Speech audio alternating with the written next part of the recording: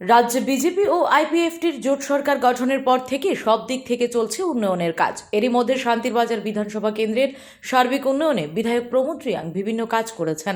বিগত বাম আমলে শান্তিরবাজার বিধানসভা কেন্দ্রে কোনো প্রকার উন্নয়ন হয়নি বললেই চলে।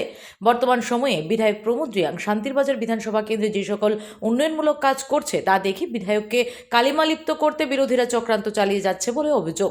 এরই মধ্যে সোমবার শান্তিরবাজার বিধানসভা কেন্দ্রের গারু কলোনিতে সিপিআইএম-এর আয়োজিত অনুষ্ঠানে বিরোধী দলনেতা জিতেন্দ্র চৌধুরী জানান, প্রমোদ রিয়াং বিধায়ক নিজে বাড়ি তৈরি করেছে তা নিয়ে কটাক্ষ করেন। অপরদিকে সিপিআইএম নিজেদের লোকজনদের দেখিয়ে যোগদানের নামে সকলকে বিভ্রান্ত করছেন। কোনো বিজেপি কর্মী সিপিআইএম-এ যোগদান করেননি বলে জানান বিজেপি মণ্ডল সভাপতি। লোকজনদের বিভ্রান্ত করতে সিপিআইএম-এর প্রয়াস। জিতেন্দ্র চৌধুরীর এই ধরনের অপপ্রচারের বিরুদ্ধে তীব্র ধিক্কার জানিয়ে মঙ্গলবার শান্তিরবাজারে বিজেপি কর্মী সমর্থকদের নিয়ে এক বিক্ষোভ মিছিল সংগঠিত করা হয়। মিছিল শেষে দলের উদ্যোগে এক সাংবাদিক সম্মেলনে আয়োজন করা হয়। সাংবাদিক সম্মেলনের মাধ্যমে বিধায়কের বিভিন্ন সম্পত্তি এবং উন্নয়নমূলক কাজের বিবরণ তুলে ধরলেন মণ্ডল সভাপতি দেবাশিস ভৌমিক। বিজেপির উদ্যোগে আয়োজিত আজকের এই সাংবাদিক সম্মেলনে উপস্থিত ছিলেন মণ্ডল সভাপতি দেবাশিস ভৌমিক, বিজেপির দক্ষিণ জেলা কিষাণ মোর্চার সভাপতি সত্যব্রত সাহা, নীতিশ দেবনাথ, মম্ভু মগ সহ অন্যান্যরা। মোর্চার সভাপতি এবং ভাইস চেয়ারম্যান সত্যব্রত সাহা মহোদয়, অ্যাকচুয়ালি ব্যাপার আমরা আজকে তড়িঘড়ি করার এটাই কারণ, আমরা তো শান্তশিষ্টই ছিলাম এবং আমরা শান্তশিষ্টইভাবেই আমরা সংগ্রাম চালাই, কিন্তু সিপিএম আমাদেরকে খোঁচা দেয়। যেমন জিতেন বাবু কালকে বলেছেন ওনার কোনো বাড়ি নেই, ঘর নেই, 35 বছর উনি 25 বছরের মন্ত্রী ছিলেন, 10 বছরের এমপি ছিলেন, উনি কিছুই করতে পারেননি। তো ওনার সর্বপ্রথম আমি ওনার একটা বাড়ি দেখাচ্ছি আগরতলা, যেটা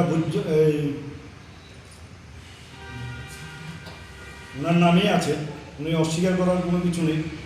আপনাদেরকে আমরা খুব সহজ দিচ্ছি, ওনার বাড়ি আগরতলাতে বিল্ডিং বাড়ি। উনি বলছে ওনার বিল্ডিং করতে পারেনি, উনি একটা ছোট কাঠের ঘরে আছে, বেড়ার ঘরে আছে, কিন্তু সম্পূর্ণ মিথ্যাবাদী। উনি মিথ্যা অপচার করে আমাদের বিধায়কের নামে, মাননীয় বিধায়কের নামে।